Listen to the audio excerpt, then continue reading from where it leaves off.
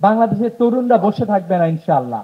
জুলাইয়ের সময়ে আপনারা কোনো গান কবিতা সেভাবে রচনা করেন নাই, সেই সময়টাতে বাংলাদেশের কিছু তরুণ লিখেছিল আয় তারুণ্য আয়, শহীদ আবু সাইদের শাহাদাতের ঘটনা আমাদেরকে অনেক বেশি আলোড়িত করেছিল। শহীদ নাফিসের রিকশায় একটি রক্তাক্ত দেহ, একটি রক্তাক্ত লাশ আমাদেরকে আলোড়িত করেছিল। শহীদ সজলকে সাভারে যখন পুড়িয়ে ফেলা হয়েছিল আমাদেরকে আলোড়িত করেছিল। শহীদ আব্দুল আহাদ, শহীদ রিপা গোপ সহ অসংখ্য শিশুদের হত্যা। এই সকল হত্যার বিনিময়ে তারা ভেবেছিল আমাদেরকে আবদ্ধ করে রাখবে, আমাদেরকে যে শৃঙ্খলে তারা বেঁধেছিল এই শৃঙ্খলেই আমাদেরকে আবদ্ধ করে রাখবে। কিন্তু জুলাই এমন ভাবে তৈরি হয়েছিল, ফ্যাসিবাদের সমস্ত ফ্রেম জুলাই ভেঙে দিয়েছিল। ফ্যাসিবাদ আমাদের উপরে শাসন করেছিল শুধুমাত্র আয়নাঘর প্রতিষ্ঠা করে না, শুধুমাত্র আইন শৃঙ্খলা রক্ষাকারী বাহিনী সহ, রক্ষী বাহিনী সহ অন্যান্যদের মাধ্যমে আমাদেরকে অত্যাচার এবং নিপীড়নের মধ্য দিয়ে না, ফ্যাসিবাদ আমাদেরকে ফ্রেমে বেঁধেছিল, কালচারাল ফ্রেমে বেঁধে ফেলেছিল। তারা একটা গ্রাউন্ড তৈরি করে দিয়েছিল, যে গ্রাউন্ডের বাইরে আমরা চিন্তা করতে পারি না, যে বক্সের বাইরে যাতে আমরা না চিন্তা করতে পারি। কিন্তু আমরা দেখেছি বাংলাদেশের মানুষ, বাংলাদেশের শিক্ষার্থী তরুণরা এই সকল তাদের ফ্রেমগুলোকে ভেঙে দিয়েছে। আমরা দেখেছি তারা আমাদেরকে বিভক্ত করার চেষ্টা করেছিল, তারা আমাদের সবাইকে রাজাকার বলেছিল, বাংলাদেশের শিক্ষার্থীদেরকে।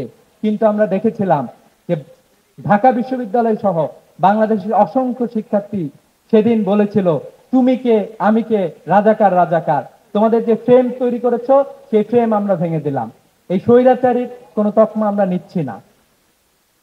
আমরা দেখেছি এই জুলাইয়ের প্রতিটি স্লোগান, প্রতিটি কার্যক্রমের মাধ্যমে আমাদের আমাদের তারা আমাদেরকে ভীতি দিয়ে আমাদেরকে আটকে রাখতে চেয়েছিল।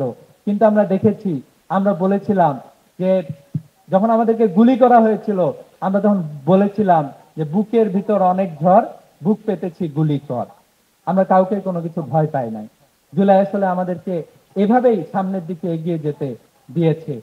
আমাদের বক্তাদের বক্তব্যের মাধ্যমে বারবার এসেছে বাঙালি সংস্কৃতি বলতে, বাংলাদেশি সংস্কৃতি বলতেই বলা হয়ে থাকে কলকাতার যে বেঙ্গল রেনেসা হয়েছিল এটাই মূলত আমাদের উপরে চাপিয়ে দেওয়ার চেষ্টা করা হয়েছে। এখানে বাংলাদেশের যে রুটের সংস্কৃতি এটাকে আদারিং করা হয়েছে, এটাকে অপরায়ণ হিসাবে দেখানো হয়েছে। কিন্তু আমরা বলতে চাই যে জুলাই এ সকল কালচারাল ফ্রেম ভেঙে দিয়েছে। আমরা খুবই উদ্বেগের সাথে লক্ষ্য করছি জুলাই নিয়ে যে ধরনের কালচারাল অ্যাক্টিভিটিস হওয়া দরকার ছিল, যত গান কবিতা গল্প হওয়ার কথা ছিল, নাটক সিনেমা হওয়ার কথা ছিল, আমরা দেখতে পাচ্ছি এখনো ওই কালচারাল এস্টাবলিশমেন্টের যারা দোষর ছিল অথবা নানাভাবে তাদের ফুড সোলজার ছিল, তারা জুলাইকে সেভাবে ধারণ করতে পারে নাই এবং যেভাবে উপস্থাপন করা দরকার ছিল এই উপস্থাপন করতে পারে নাই তারা। আমরা তাদেরকে বলতে চাই যে আপনারা যদি নাও উপস্থাপন করেন বাংলাদেশের তরুণরা বসে থাকবে না ইনশাআল্লাহ।